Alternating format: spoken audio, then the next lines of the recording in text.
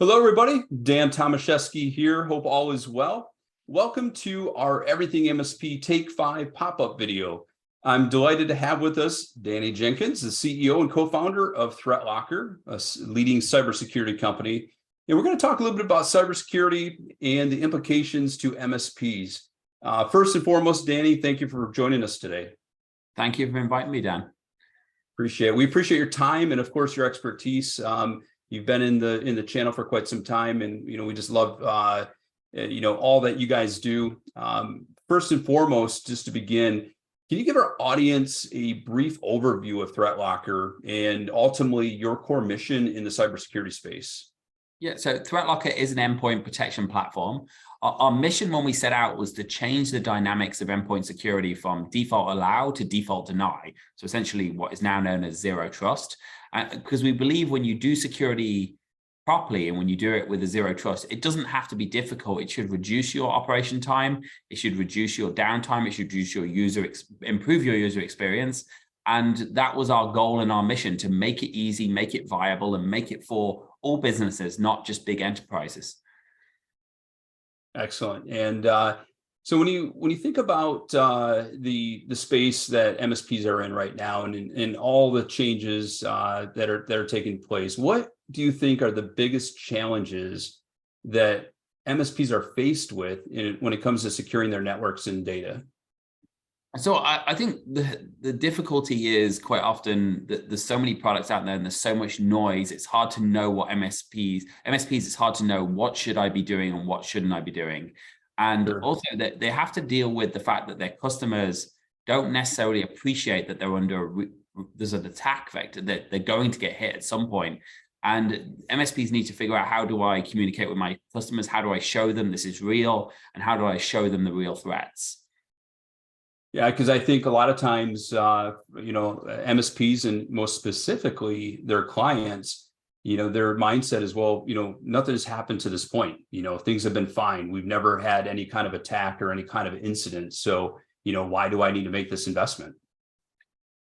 Yeah, that's very much it. If you haven't been hit before, you don't understand how bad it is to get hit with a cyber attack. Now, the thing is, MSPs understand it because they've got 100 clients, so they've had some clients hit, so they know what it's like. But trying to portray that to the customers, look, you can't just do this. You can't run anything you want on your machine. You need to get control of your environment. It's hard for MSPs to communicate that to their customers, and it's harder for them to understand it.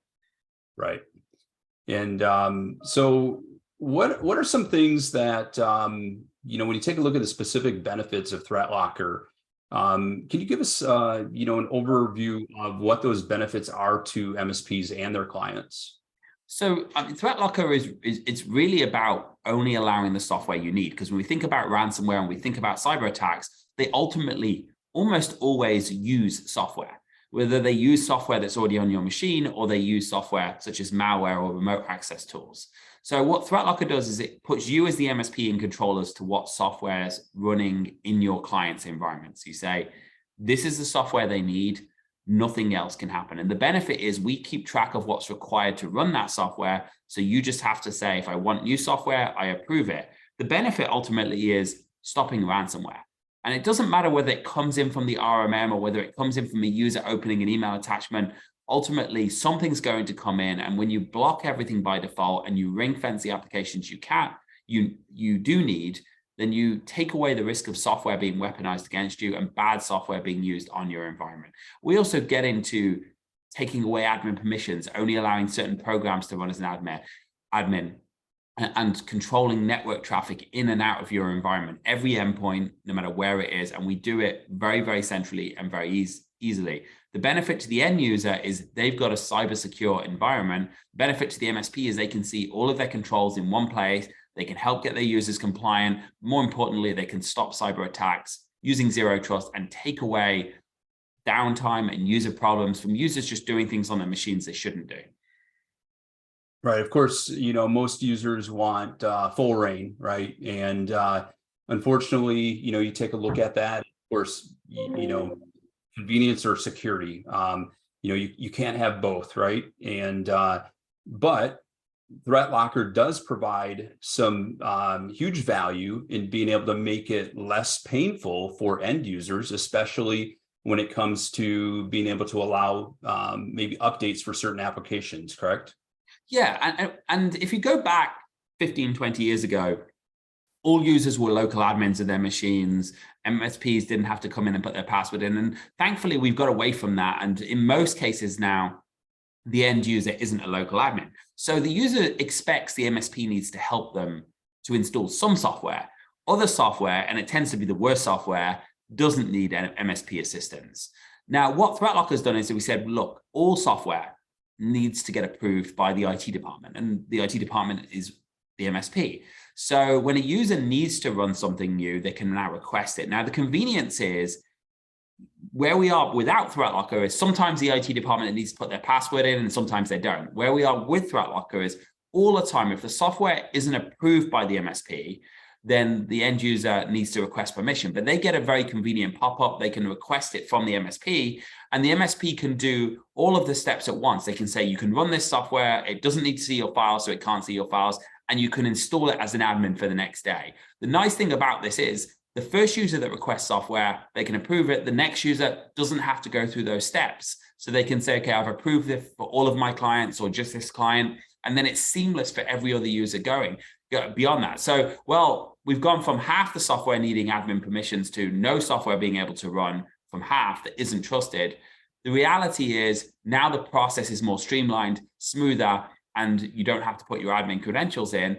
And in addition to that, people don't generally add new software to their environment. If you think, how often does someone need to run a new piece of software that they haven't run before? And when they do, the approval process is minutes for the MSP. And we can even, the MSP can even outsource that process to us. So we will review the request, test it in our environment, and then approve it on their behalf.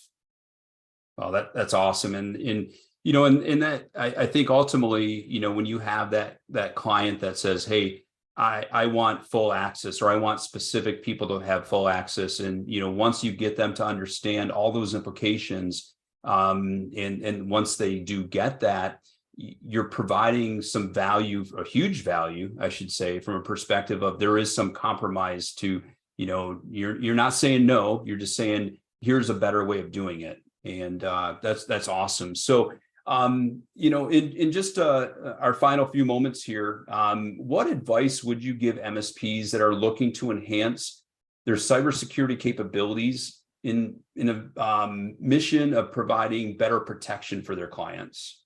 So I think the advice is focus on controls. I've seen MSPs spend so much money on putting more and more layers of threat detection in their environment. And well detection is important. If you focus security on controls, and we talk about controls like what software can run, allow listing, dual factor authentication, these are the things, network controls, shutting down ports on your firewalls. These are absolutes. They're tangible things you can do that will stop cyber attacks. When you focus on, well, I'm going to get more antivirus, more detection, you're not really getting more. What you're doing is paying more. And MSPs don't want to pay more right now. The economy is not in the strongest state it's ever been. You can reduce your costs if you stop saying, I need more layers of detection, and just put fewer layers of detection and just add controls into your environment. And when you do that, you protect yourself, you protect your clients, and you take away overhead from your business environment. Excellent. Danny, thank you very much for your time today. I greatly appreciate that. And if any of our audience is looking to learn more about ThreatLocker, please take a look at ThreatLocker on the everythingmsp.com website. We have more information available there for you, and also information on how to reach out to ThreatLocker. Danny, thank you again for your time. Everybody else, have a great rest of your day, and we'll talk to you all soon. Thank you. Thank you, Dan.